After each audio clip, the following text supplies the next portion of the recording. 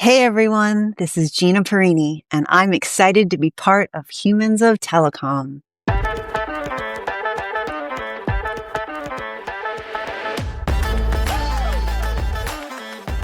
Hey everyone, a very warm welcome to Humans of Telecom, the Unplugged podcast. This is your host, Anurag Aggarwal. As you all know, this is where we dive past the technology and the traffic volumes to celebrate the people powering this industry, the leaders, innovators, and trailblazers who shape how the world communicates.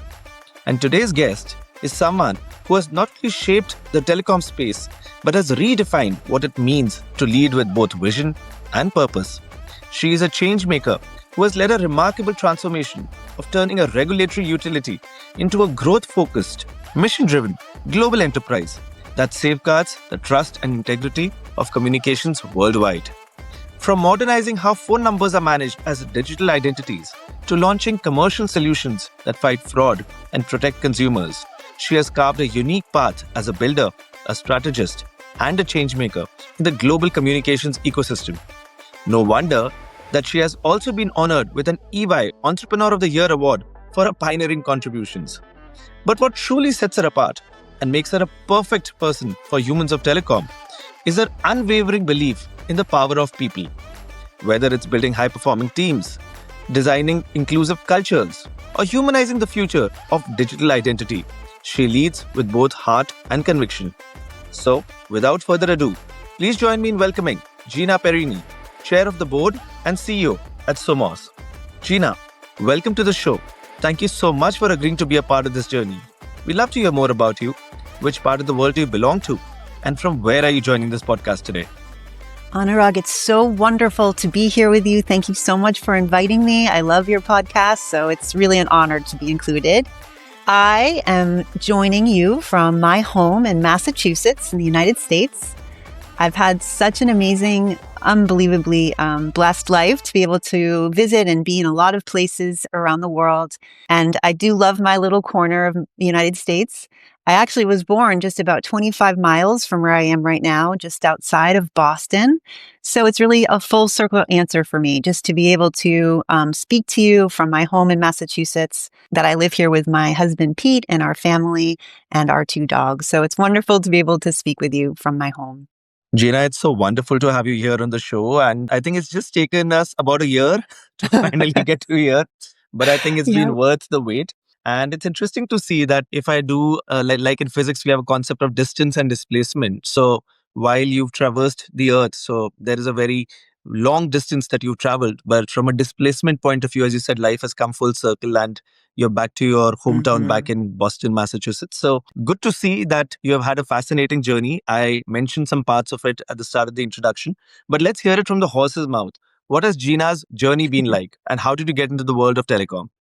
Well, I got into telecom in a way I think a lot of people get into telecom, not really necessarily intending to be there, but ending up in telecom and being so grateful for it. It's such an interesting nexus of technology, communications, always changing. So I entered telecom sort of circuitously. I started as an intellectual property lawyer and a corporate lawyer that worked with mostly tech companies, which included telecom companies, helping them protect and commercialize their ideas and solve problems, create structures for the many life cycles of their businesses. And I really loved the work. And in that work, I got a chance to work with one pretty large telecom company that had kind of a boring project. I call it kind of a dog project. Nobody wanted it. It wasn't very exciting, but it had to do with telecom regulation and infrastructure and really how to administer toll-free phone numbers, which are in the US, those sort of 800 or 888, any number that starts with an 8, and they're business numbers. But at the time, nobody really knew what to do with them. Technology was changing really fast. And so I got a chance to be involved and be one of the people that helped to create a whole new way to administer toll-free numbers in a way that was really modern and future focused and really focused on the people using them, the businesses using them. So I got a chance to, that project really led me to be one of the people who created the entity that then became SOMOS. And I've had the unbelievable honor to really lead the company through its growth strategy over more than a decade since then. And it's been such a ride, and I really love it. And whenever I'm trying to excite younger professionals into telecom, I talk about this amazing opportunity to, again, take cutting edge technology and communications that we live with every day and have it be a part of your work. So that's how I got here, and I'm really excited that I am here. Interesting, Gina. So we actually have a lawyer amongst us who, over a period of time, has become a cutting edge telco executive. Interesting. And within this fascinating journey of yours, Gina, which you just shared with us, I'm sure there must have been some extremely significant, memorable, or impactful moments in your career. So, can you share such instances with us today? Yeah, I'd love to. So when I think about memorable and impactful moments, there are so many. And the ones that stand out for me the most are those that really are moments when I found clarity in the face of uncertainty. Because I think there are a lot of big moments that happen where you have celebrations and you solve for things. And those are really wonderful when they happen. But the real transformative ones for me are, as I said, in those moments of finding clarity when it's unclear what the next step is. And one that stands out for me, and I'm sure it stands out for many of us, is sort of that moment in time. I think we can all picture ourselves in March 2020 as the world was really shutting down and immersed in fear and unknown around the pandemic. And there were so many questions. And I think as a leader, it was a really important moment in time where there's so many questions about what should we do? How do we keep ourselves safe? How do we keep our team safe, our families, our communities? How do you run a business and serve our customers without disruption? All of those questions really swirling around us, but particularly as a leader, those are the moments when you need to cut through the noise, focus on what's important, and provide really clear message, really figure out what are those core values, what are those core things you want to achieve, provide that clear message for the team, focus on what decisions need to be made, knowing that you can adapt and change them as you move forward so that you're not just surviving in this moment, but you're succeeding together. And I felt that was a really important moment in time for me. I can actually remember moments in that month where I knew I needed to sort of make my own playbook. The old ones didn't work anymore. I wonder if they ever really did. But how do we focus on that? It's simple, but it's not easy. And I think those are those moments. And that particular moment really stands out for me. And I think when I look at life across that time and even since then, we hope that there aren't pandemics around every corner, right? But there are versions of that happening all the time. Think about geopolitical, economic, technological, societal. They are happening all around us. They never stop. And I think this really is I take that as the experiences I have when I think about those memorable moments and how I apply them today and going forward, because those are, it's all about uncertainty and how you find that clarity and make decisions and lead. I think that's so true. A few weeks ago, I had another guest on the show, Craig Lennon from Google, and I think he's a good friend of yours as well. And Yes, love Craig. if you really look at it, when you type google.com on your browser and the website that comes up, it's as simple as it can be. But that website belongs to one of the most powerful brands in the world. And it often shows that there is significant leadership and significant thought that goes behind decomplexifying something. It's very easy to make something appear quite complex and a little too exquisite, but it takes a lot of effort to make it a lot simpler. And that's, I think, the test of true leadership. And I'm sure from your experiences, you've managed to do that very well. But now let's shift gears a bit and not talk so much about the chair of the board of SOMOS and focus more on Gina, the individual. So shifting gears towards the human side. So firstly, Gina, while I'm sure your board and the entire company and so many people in the industry know Gina, but if there is something surprising or shocking that's unknown about Gina, what would that one thing be? So that is a really interesting question. I am a pretty boring person. You can just ask my kids, but I think the surprising thing may be that I consider myself an artist. Whether I actually create good art or not is not really the point. I think it's really how I think of myself. I love to make art, any kind of visual or representation of something creative. Oil painting is my favorite way to do it, but I like to do it in lots of ways. And I actually feel that it has been an important part of how I think about myself and the work I do because I think they're so connected. And early in my career, I thankfully realized for myself, because I think I was feeling like, oh, I want to do more art. I don't do enough art. And then I realized, wait, art and strategy have a lot in common. And I kind of unleashed the way I think about art into strategy, because strategy is about creativity, how you solve problems, convey a vision, use what you have and make something interesting or even beautiful. So that artist is in me and is alive and well every day. And I like to apply an artist's eye to everything that I do. Interesting, as they often say that leadership and management is a mix of being an art and a science. So, Mm. from that perspective, I think while there is a lot of science you already have in you, but the artistic side actually helps us act a lot more innovatively and differently in the complex problems that we face. And all this art forms that you're creating, is there a way that people can get to see it as well? Have you been displaying it in the SOMOS office, for example? So interesting that you say that. There's two pieces of art that I created that used to sit in our office that we have in Massachusetts, but it's now actually in my own home office and it sits behind me. So sometimes when people are on Zoom or Teams with me, they can actually see it behind me. And it's essentially an adaptation of our logo, kind of turned on its side and just kind of it's a little abstract, kind of like a mountain sort of like if I could turn the logo into a landscape. But anyway, yes, there are ways that people can see it and probably see it all the time and don't even know what it is behind me. It's very simple. Yeah. Interesting. So maybe once we upload the episode and we mention the post on LinkedIn, so maybe in the comments you can actually put up the pictures, and we'd love to get a glimpse of Absolutely. Gina's artwork. I would love to do that. I will definitely do that. Perfect.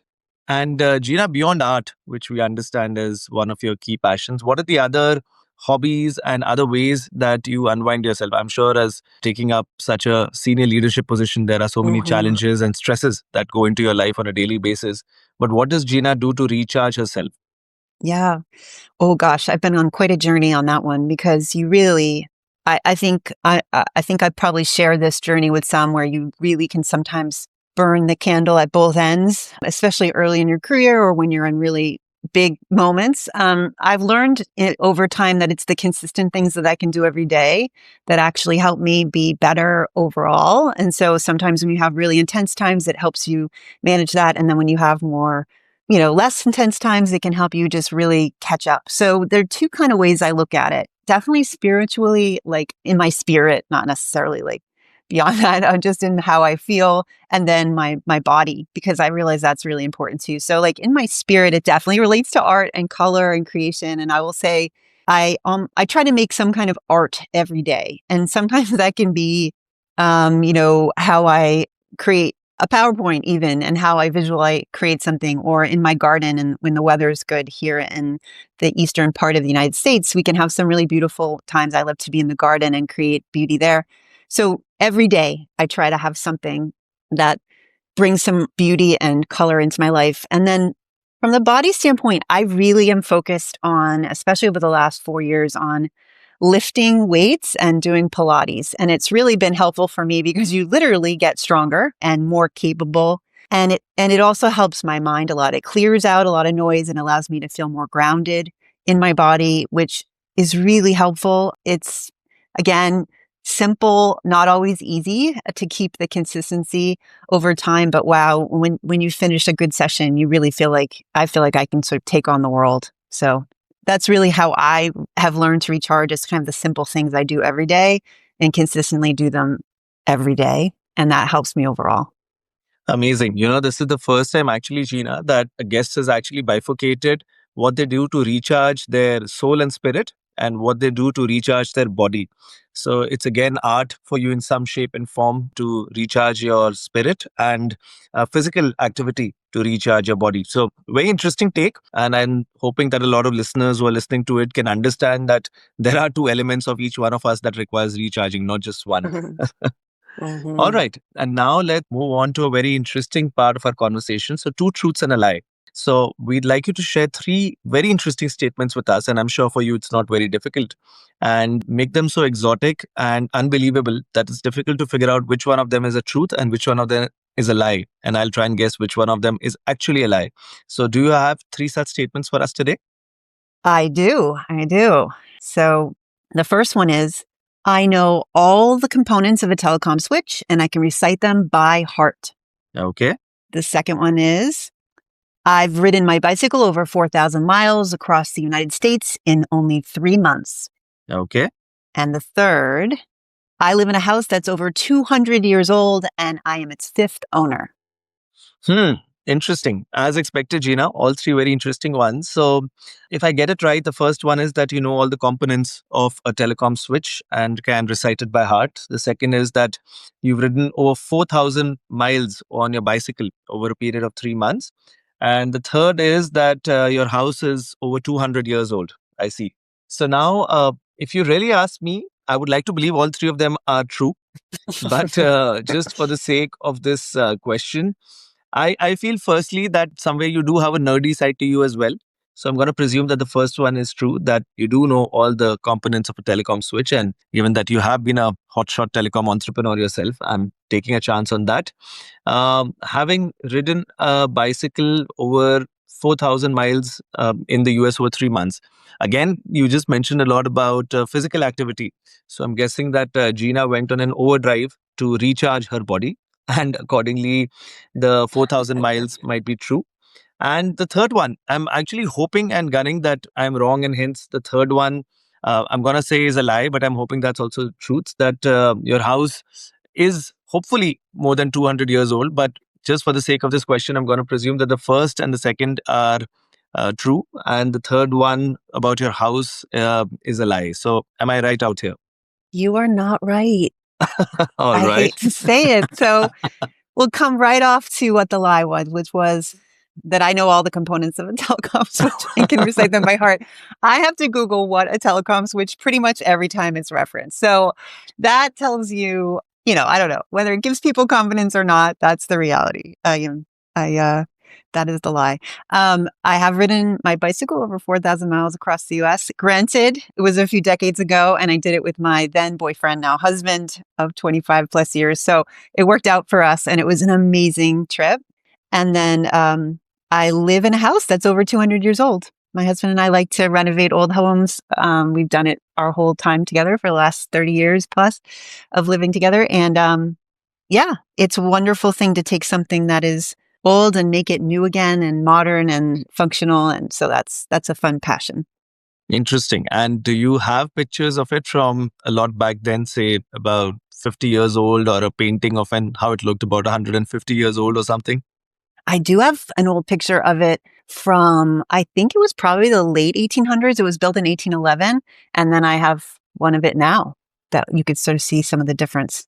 Interesting. So maybe once again in the comments when we upload the episode, Sure. maybe you could put in some pictures, and we'd love to see how the transformation and yet how you managed to It very never ends. artistically. Yes. Absolutely. Yeah. I'm sure you managed to keep it also with its original soul alive. And at the same time, bring about your touch to it. Exactly. You got to keep that history and charm. Absolutely.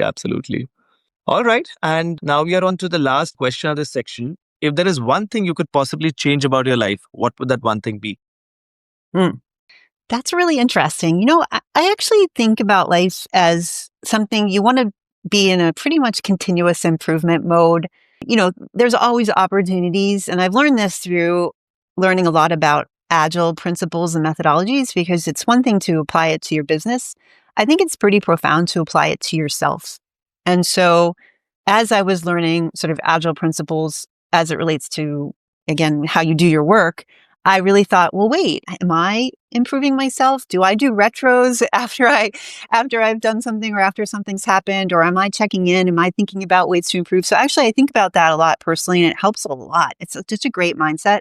So I actually do think about this quite a bit. And for me, about like a period of time ago, several years ago, I was kind of stuck in a bit of a mode of basically focused on myself. And I was, I'm kind of sick of thinking about myself. And I thankfully had a great inspirational people around me who I saw doing so many things that were very focused on others. And so instead of being in sort of the hamster wheel of frustration and lack of fulfillment when you're always thinking about your own achievements, I kind of switched my gears a bit and focused much more on, of course, my family and my friends, my community, but also thinking about community more locally, of course, but then also the larger world around me and in the world far away from me. So my team, my customers, just having much more of an outward focus is so much more fulfilling. It's full of much more inspiration. And I think it really helped me that I wish I had learned that earlier, because I think it would have really been more fulfilling for me in the early days when it's so much harder sometimes to kind of figure out what you want to do. I had a moment too this summer that felt like a real sort of strengthening of that feeling for me when I went on an amazing trip to visit an organization called Orkeswa, which is in rural Tanzania. They have schools and outreach programs for young people and an incubator programs for entrepreneurs. You would love it. And their focus is on developing young leaders to drive positive change in their communities. And it was so cool to see, because on the wall of this school and on a t-shirts and on the people, that's even how they speak, they say a phrase that really is profound and I think really strengthened what I'm talking about, which is "I am because we are." And it's a really powerful statement. And I think it focuses again on the we. And it happens to be that SOMOS means we are in Spanish. And that's just a coincidence. There's a whole reason why we're called SOMOS that has nothing to do with that necessarily. But the we are component of the name of the company is really powerful to me, because it's about something bigger than any one individual. And it's about how we help industry and help our customers and help solve bigger problems. And I think that's really powerful for me. So I'm so grateful that I've learned that lesson now. I, of course, wish that I had learned it earlier, because I can just imagine the boldness and the impact I might have been able to make earlier, because we all have a scope of influence. We all have an ability to make an impact in our lives, big and small. And so it's a really inspiring mindset to have. They often say that for you to have a more fulfilling life, it is important to have a goal that is larger than yourself. And that acts as an inspiration for you to keep moving on. So I think what you said totally resonates with me at that level. And good to see that there is a coincidence that SOMOS also means we are. So I think there you have had your euphoric moment as well. I did. It was really special.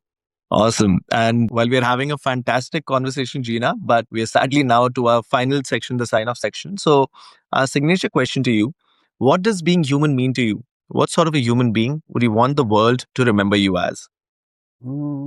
That's a deep one. Okay, let me think. So, being human, okay, I think at its core, it's about valuing and respecting the humanity in others. I think that is the ultimate feeling for me of being human.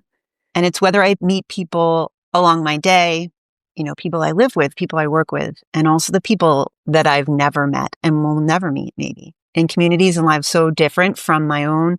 I believe we're all interconnected in our humanity. It's powerful and it's beautiful. And one of my favorite parts about being alive is really learning from and connecting with other people. It's an amazing gift that we get every day. And so I'd want to be known as someone who others felt valued and respected in my presence. And then I've used my scope of influence to increase the value and respect that others receive. Absolutely. That's such a fantastic thought, that I think the entire human community is an internetwork amongst each other. And I think at some point we are constantly giving and taking.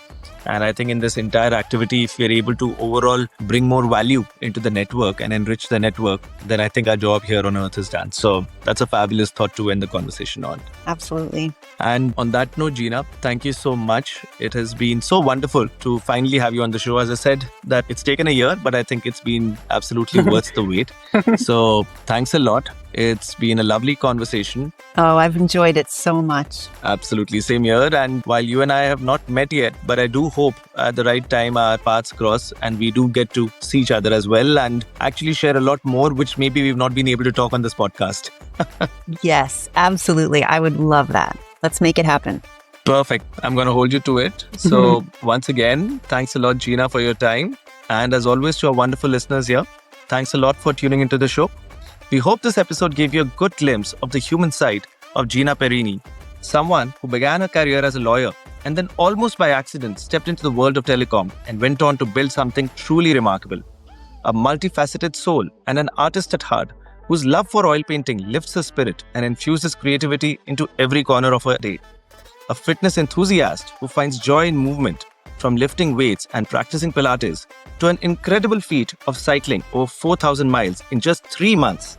A believer in purpose, the kind that stretches far beyond one's life, and a champion of continuous improvement, both personally and professionally. That for us is Gina Perini. So, if you enjoyed today's episode, do stay tuned in because we shall soon be releasing yet another episode and another compelling story from the telecom space. And do follow the podcast on your preferred streaming channel. On behalf of Humans of Telecom, this is your host Anurag Aggarwal signing off for now. Take care.